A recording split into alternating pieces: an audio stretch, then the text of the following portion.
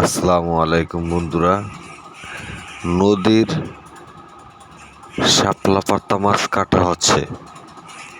এই মাছগুলা অনেক চ্যাপ্টা হয়, মোটা কম হয়।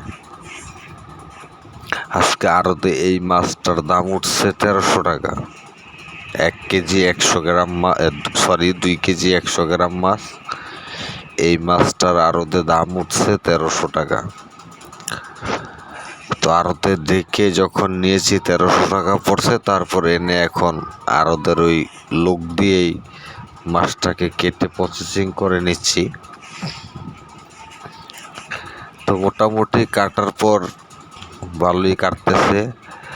তো এখানে অনেকের সাথে জিজ্ঞাসা করছিলাম যে ভাই এই মাছটা আসলে কাটার পরে খেতে কীরকম লাগে। আমি এর আগে এই মাছটা খাইনি, এই প্রথম।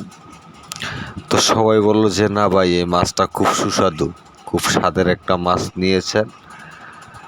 তবে আরও বড়, এগুলা নাকি 1 মণ 2 মণ মানে 40 কেজি 80 কেজি 100 কেজি এরকম ওজনেরও হয়।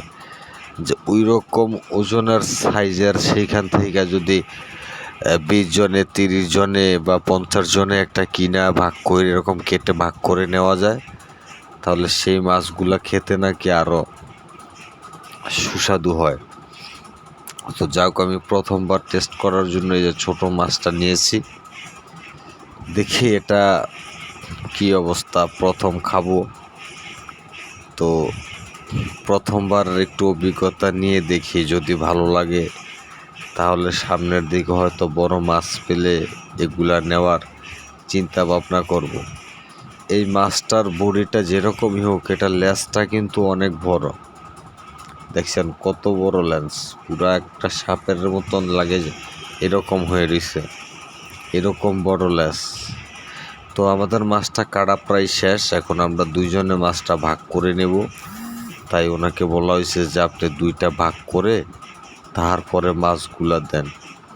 তো উনি কেটে সুন্দরভাবে মাছগুলা ভাগ করে দিচ্ছেন।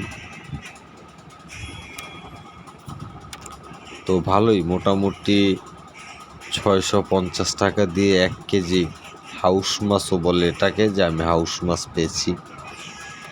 আবার শাপলা পাতা মাছও বলা হয়।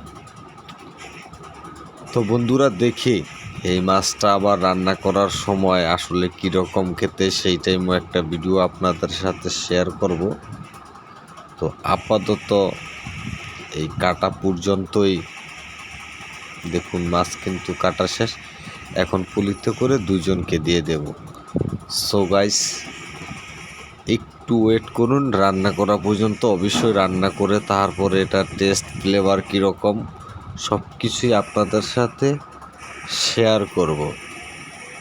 ততক্ষণ পর্যন্ত সকলেই ভালো থাকবেন, সুস্থ থাকবেন এবং আমার রূপালী ইলিশ পরিবারের সাথেই থাকবেন।